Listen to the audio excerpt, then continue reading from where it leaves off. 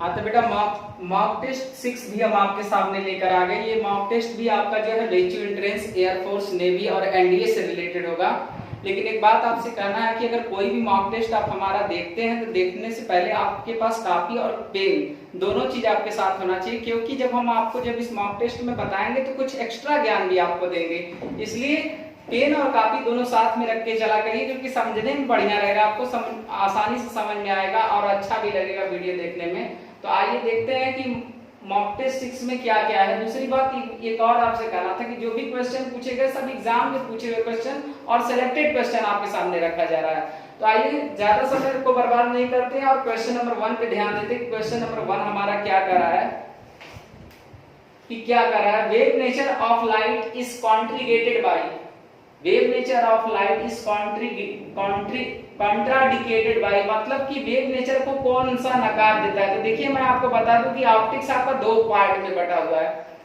या de Broglie के concept से लेके चले तो डी ब्रॉगली का ये कहना था कि light have a dual nature, particle as like as wave. तो जब पार्टिकल और वेव दोनों नेचर को शो करता है तो पार्टिकल नेचर में कौन कौन आते हैं, पार्टिकल नेचर में आता है फोटो इलेक्ट्रिक इफेक्ट और कॉम्पटन इफेक्ट। तो कह रहा है कि कौन सा वेव नेचर को नकार देता है, यही ना बोल रहा है। कॉन्ट्राडिकेटेड मतलब नकार देना, मतलब वेव नेचर को कौन नहीं बता रहा है। तो देखिए वेव नेचर में आता है इंटरफेरेंस, डिफ्रैक्शन और पोलराइजेशन, और जो फोटो इलेक्ट्रिक इफेक्ट है वो एक पार्टिकल नेचर को दिखाता है। तो ये क्वेश्चन एयरफोर्स में भी पूछा हुआ क्वेश्चन है। तो याद रखिएगा कि अगर कोई वेव नेचर को नकारता है तो दो ही लोग हैं, फोटो इलेक्ट्रिक इफेक्ट है और कॉम्पटन इफेक्ट है। तो यहाँ पर फोटो इलेक्ट्रिक इफेक्ट दिया है तो इसके अकॉर्डिंग इसका ऑप्शन यही होगा। तो याद रखिएगा कि वेव नेचर को तीनों दिखाते हैं, बस फोटो इलेक्ट्रिक इफेक्ट एक पार्टिकल नेचर को दिखाता है, इसलिए पार्टिकल नेचर को दिखाता है तो कौन नकार रहा है वेव नेचर को, तो फोटो इलेक्ट्रिक इफेक्ट हो जाएगा। अगला क्वेश्चन पे ध्यान देते कर रहा है कि the wave front is associated with parallel beam of light. अगर कोई भी रे ऑफ लाइट पैरेलल आती है तो यू डोंट नो, तो इस समय कहां से आ रही है, जब ये आपको पता ना हो तो ऐसा वेव फ्रंट जब जनरेट होता है तो वो केवल और केवल प्लेन के कारण जनरेट होता है, प्लेन वेव फ्रंट में। और ये बात आपको ये भी बता दें कि बहुत इंपॉर्टेंट पॉइंट है, कोई भी वेव फ्रंट पढ़िए तो प्रोपगेशन ऑफ लाइट जो होती है वो परपेंडिकुलर टू वेव फ्रंट होती है।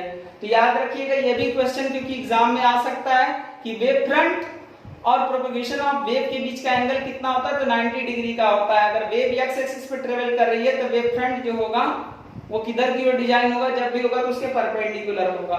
तो ये दो क्वेश्चन हो गए। तीसरे क्वेश्चन पे ध्यान देते हैं। तीसरा क्वेश्चन हमारा video number 1 introduction of electrostatics के नाम से हमने बनाया है, तो उसमें आपको समझाया है यहाँ पर। लेकिन तीसरा क्वेश्चन क्या कर रहा है इस बात पे ध्यान देते हैं कि एन एक्सेलरेटिंग इलेक्ट्रॉन प्रोड्यूस, मैं आपको बताया था कि रेस्ट इलेक्ट्रॉन केवल इलेक्ट्रिक फील्ड जनरेट करता है, moving electron with constant velocity electric and magnetic दोनों दिखाता है। और जब वही चार्ज पार्टिकल एक्सेलरेटिंग केस में हो जाएगा तो इलेक्ट्रोमैग्नेटिक वेव्स को जनरेट करता है। तो इस तरीके से इसका ऑप्शन नंबर 4 सही होगा। ये बहुत ज्यादा फेमस क्वेश्चन है, चाहे एयरफोर्स हो चाहे बेचू एंट्रेंस हो। ये बेचू एंट्रेंस 2020 का क्वेश्चन है। ये देखिए बेचू एंट्रेंस 2020 का पूछा हुआ क्वेश्चन है, इसलिए आपको ये बताना हमने उचित समझा था। और ये भी क्वेश्चन बेचू एंट्रेंस 2020 का है और एयरफोर्स में भी पूछा हुआ ये क्वेश्चन है। तो ये बेचू एंट्रेंस 2020 का क्वेश्चन ये भी है, बेचू एंट्रेंस 2020 का क्वेश्चन ये भी है। बढ़ते हैं अगले क्वेश्चन की ओर, ध्यान देते हैं कि resonance frequency of an LCR circuit is increased by. अगर resonance frequency of an LCR circuit is increased by मतलब कह रहा है कि रेजोनेंस फ्रीक्वेंसी कब इंक्रीज करती है। तो रेजोनेंस फ्रीक्वेंसी का जो फार्मूला होता है बेटा, ये कौन सा क्वेश्चन है, क्वेश्चन नंबर 4 पे ध्यान दे रहे हैं। F = 1/2 पाई रूट में LC होता है बेटा। तो अगर आपको यहाँ पर देखें तो फ्रीक्वेंसी रेजोनेंस की जो फ्रीक्वेंसी है वो that is inversely proportional to square root of inductance and square root of capacitance. तो स्क्वायर रूट ऑफ इंडक्टेंस और स्क्वायर रूट ऑफ कैपेसिटेंस है, तो इस कारण से यहाँ पर जो होगा इंडक्टेंस जितना कम होगा रेजोनेंस फ्रीक्वेंसी उतना ज्यादा होगी। तो इसका आंसर ये होगा, इनवर्सली प्रोपोर्शनल में एक डिक्रीज करता है तो दूसरा इंक्रीज करता है, तो अर्थात इंडक्टेंस को हम कम कर दें तो फ्रीक्वेंसी हमारी क्या कर जाएगी, ऑटोमेटिक बढ़ जाएगी। तो इसका ऑप्शन नंबर डी करेक्ट होगा। तो इस तरीके से हम लोग क्वेश्चन नंबर 4 भी देख लिए। क्वेश्चन नंबर 5 की ओर ध्यान देते हैं। क्वेश्चन नंबर 5 हमारा क्या कर रहा है, इस बात पे ध्यान देते हैं कि क्वेश्चन नंबर 5 क्या कर रहा है। क्वेश्चन नंबर 5 पे आते हैं। तो क्वेश्चन नंबर 5 ये कह रहा है कि an electron is moving with velocity v equal to 2i cap plus 3j cap meter per second is subjected to magnetic field 4k cap, then क्या होगा? its path will be changed, speed will be changed, path and speed will be changed। चौथा option है none. तो याद रखिएगा कि यहाँ पर जो होगा, मैं आपको बता दूं कि लॉरेंज फोर्स के थ्रू अगर आप मैग्नेटिक फोर्स निकालना चाहते हैं तो मैग्नेटिक फोर्स Fm बराबर होता है q v क्रॉस b। तो q v क्रॉस b होगा।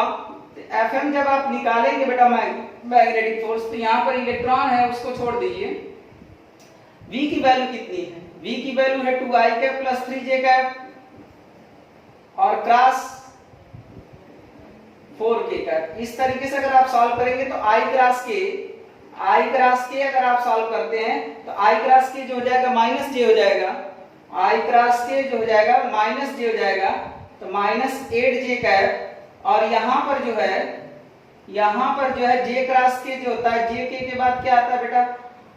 जे के बाद आई आता है, तो यहाँ पर हो जाएगा 12 आई के। तो यहाँ पर देखिए कि फोर्स जिधर लगेगा बॉडी भी उधर ही एक्सेलरेट करेगी, फोर्स जिधर लगेगा बॉडी भी उधर एक्सेलरेट करेगी। इट मींस यहाँ पर जो पाथ था अब वो पाथ चेंज हो रहा है, क्योंकि चार्ज पार्टिकल पहले xy प्लेन में मूव कर रहा था, जब वो एक्सेलरेट होने लगेगा किधर? y डैश और किधर? x एक्सिस पर, तो पाथ उसका क्या हो रहा है? टर्न कर रहा है, मुड़ रहा है। तो इट मींस इसका जो चेंज होगा वो पाथ चेंज होगा और कुछ भी नहीं चेंज होगा। तो याद रखना है कि इसमें जो चेंज होगा, क्योंकि फोर्स जिधर लगेगा एक्सेलरेट भी बॉडी उधर करेगी, तो फोर्स जिधर लगेगा तो बॉडी उधर एक्सेलरेट करेगी। तो क्या देखिए, पहले वेलोसिटी xy प्लेन में है, अब उधर फोर्स किधर लगने लगा?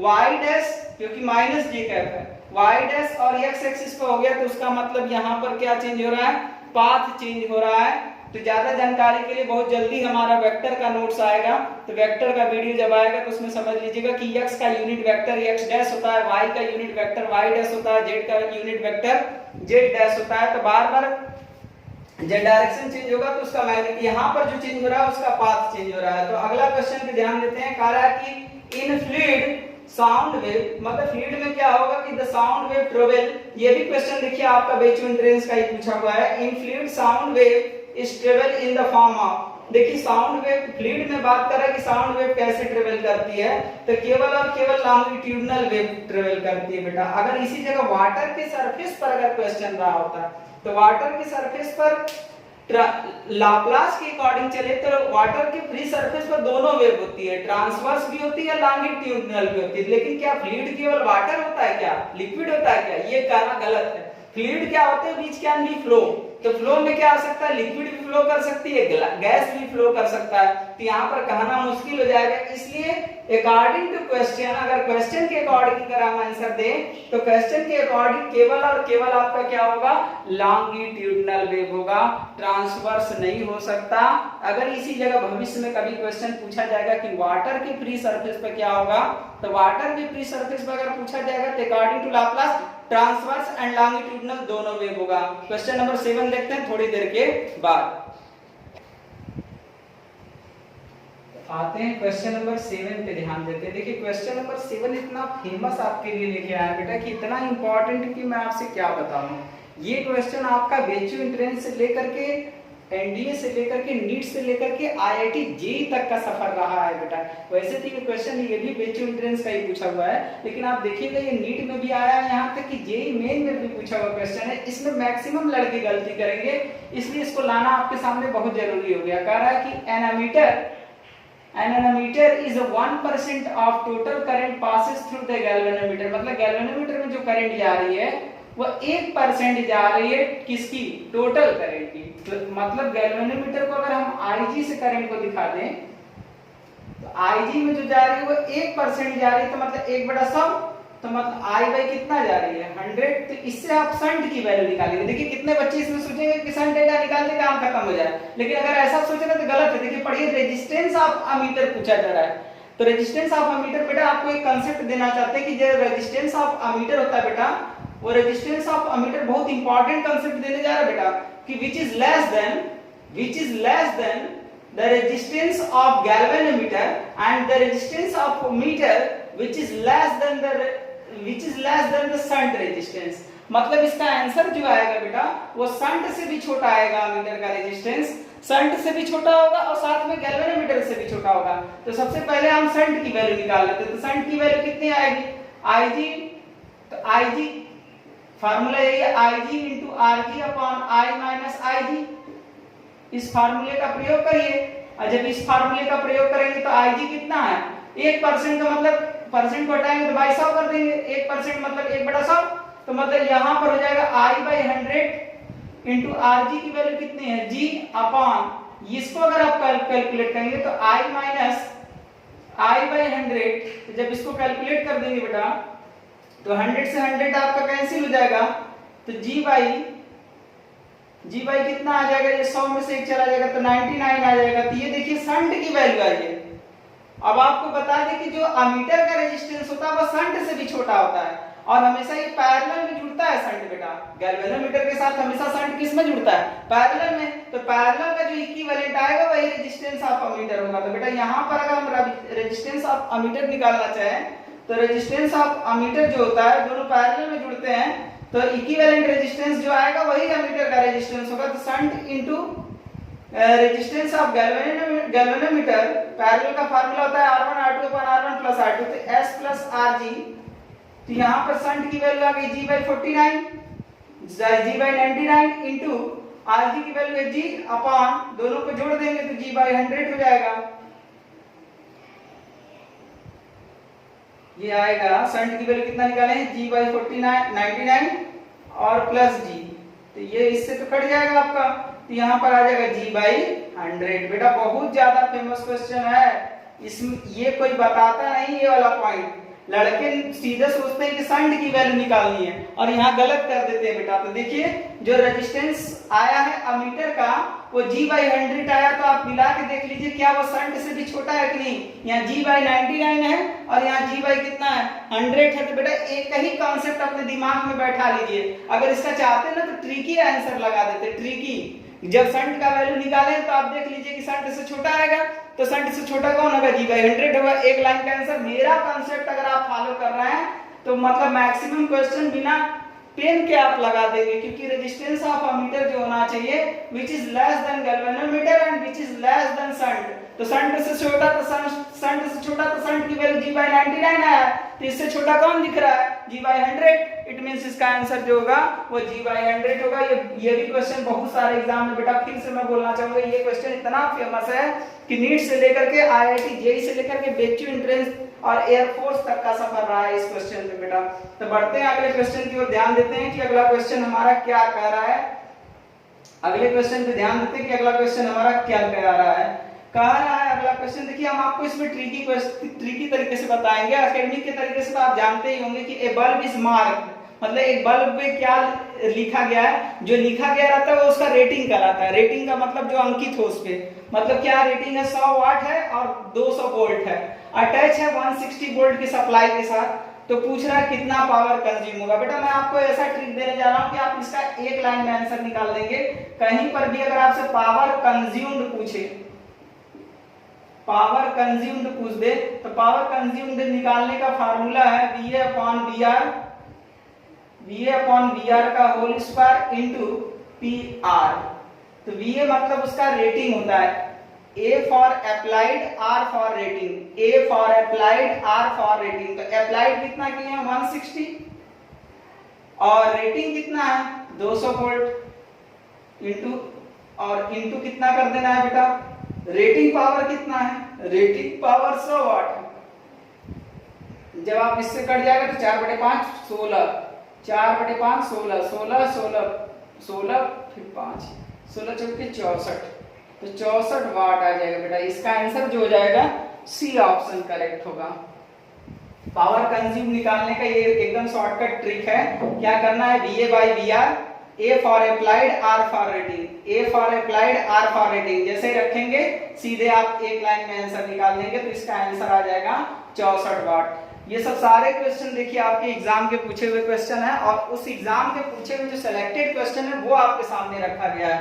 अगला क्वेश्चन की ओर ध्यान देते हैं कि अगला क्वेश्चन हमारा क्या कह रहा है, इस बात पे ध्यान देते हैं कि ए charge Q is moves once around a complete circle of radius r with charge capital Q at the center of the work done। तो देखिए यूनिफॉर्म सर्कुलर मोशन में हमेशा आपको बता दें कि यूनिफॉर्म सर्कुलर मोशन में वर्क डन जो होती है वह हमेशा क्या होती है बेटा, जीरो होती है। तो याद रखिएगा कि यूनिफॉर्म सर्कुलर मोशन की हम बात करें तो वर्क डन हमेशा जीरो होता है बेटा। अब अगले क्वेश्चन की ओर ध्यान देते हैं बेटा। अगला क्वेश्चन तो इतना ज्यादा फेमस है कि मैं आपसे क्या बताऊं, और कितना अच्छा बेचूर वाले सब पेपर डिजाइन करते हैं, ये बड़ा खुशी होती है क्योंकि पूरा का पूरा कॉन्सेप्ट आपके सामने रख देते हैं। Self inductance of straight conductor, मतलब कह रहा है कि सेल्फ इंडक्टेंस जो होगा स्ट्रेट कंडक्टर का क्या होगा। तो याद रखिएगा कि ऐसा क्वेश्चन आप देखेंगे तो आपका दिमाग तो पगला जाएगा कि कैसे सॉल्व करना है। तो इसका आंसर जो होगा वो जीरो होगा बेटा, क्योंकि सेल्फ इंडक्टेंस तभी बनता है जब भी हम निकालते हैं तो हमेशा देखिए आप बोलते हैं कि self inductance of coil, self inductance of coil, self inductance of coil. Coil का मतलब कॉइल किस पे डिपेंड करती है, नंबर ऑफ टर्म्स पे। कॉइल किस पे डिपेंड करती है, नंबर ऑफ टर्म्स पे डिपेंड करती है। और जब स्ट्रेट है तो नंबर ऑफ टर्म्स तो होगा ही नहीं, और जब नंबर ऑफ टर्म्स, जब स्ट्रेट में नंबर ऑफ टर्म्स कहां से हो सकता है, तो नंबर ऑफ टर्म्स जब जीरो होगा तो सेल्फ इंडक्टेंस भी क्या आ जाएगी, जीरो आ जाएगी। कितना बढ़िया क्वेश्चन है बेटा, मुझे तो ये बहुत ही अच्छा लगा क्योंकि मैक्सिमम लड़के गलती किए होंगे जब ये एग्जाम में 2020 के पेपर में जब देने गए होंगे। तो ये देखिएगा कि क्योंकि पूरा कॉन्सेप्ट को क्लियर कर दे रहा है बेचू एंट्रेंस का पेपर कि मतलब self inductance of straight conductor क्या होगा। तो याद रखिएगा कि सेल्फ इंडक्टेंस तभी बनता है जब भी बनता है तो हम कॉइल के लिए बात करते हैं। कॉइल में क्या होता है, नंबर ऑफ टर्न्स होते हैं। जब नंबर ऑफ टर्न्स ही नहीं रहेगा तो सेल्फ इंडक्टेंस कहां से रहेगा, तो स्ट्रेट में नंबर ऑफ टर्न्स नहीं है, इस कारण से हमारा सेल्फ इंडक्टेंस भी क्या होगा, जीरो होगा। अब देखते हैं क्वेश्चन नंबर 11 थोड़ी देर के बाद। तो आप अगले क्वेश्चन पे ध्यान देते हैं। क्वेश्चन नंबर 11 क्या कर रहा है कि reactance of capacitor of 1/π reactance of capacitor of 1/π farad capacity at 50 hertz frequency. मतलब रिएक्टेंस पूछ रहा है उस कैपेसिटर का, और वो भी कितने पर, 50 हर्ट्ज पे फ्रीक्वेंसी दे दिया है। तो Xc बराबर आप तो बेटा पहले से जानते हैं कि Xc बराबर क्या होता है, 1/ωc, 1/2πfc। पुट करिए, आंसर लीजिए। 2π f की वैल्यू 50 और c की वैल्यू 1/π। 1/π से 1/π कट जाएगा, 10⁻⁻² ओम आ जाएगा। It is a type of resistance, तो इसकी यूनिट क्या हो जाएगी, 10⁻, अमाउंट हो जाएगा 10⁻⁻² ओम। अब देखिए आपको अगला क्वेश्चन बहुत फेमस है तो बहुत आसान, लेकिन इसको समझना बहुत मुश्किल हो जाता है बच्चों के लिए कि Lenz law is result of conservation. तो देखिए लेंज लॉ एक रिजल्ट है कंजर्वेशन ऑफ एनर्जी का, और इसमें क्या होता है कि अगर लेंज लॉ को बढ़िया से आप जानना चाहते हैं तो याद रखिएगा कि इसमें मैकेनिकल एनर्जी आपकी कन्वर्ट होती है, मैकेनिकल एनर्जी आपकी कन्वर्ट होती है इलेक्ट्रिकल एनर्जी में, क्योंकि आप मैकेनिकल वर्क करते हैं तो जो मैकेनिकल वर्क करते हैं वही इलेक्ट्रिकल एनर्जी में प्रोड्यूस होती है। अगर आप मैग्नेट या कॉइल में से दोनों के बीच में रिलेटिव मोशन करते हैं, कॉइल और मैग्नेट के बीच में आप रिलेटिव मोशन करते हैं तो कौन मैकेनिकल वर्क करता है, आप करते हैं। वही मैकेनिकल वर्क इलेक्ट्रिकल एनर्जी में स्टोर होती है, इसलिए Lenz law is based on conservation of energy. बढ़ते हैं अगले क्वेश्चन की ओर ध्यान देते हैं। कह रहा है कि the phase difference between the voltage and current in the purely resistance AC circuit में, प्योरली रेजिस्टेंस एसी सर्किट होगा तो वो ओम्स लॉ को फॉलो करता है। V is directly proportional to I होता है। तो इस कंडीशन में नाइदर लीडिंग नॉर लैगिंग, तो न तो इस कंडीशन में लीडिंग होता है और न ही लैगिंग होता है। तो इस कंडीशन में voltage and current lie in the same phase, and now the phase difference between the voltage and current will be zero in the purely resistive circuit. So in the purely resistive circuit the phase difference between the voltage and current will be zero because they are lying in the same direction.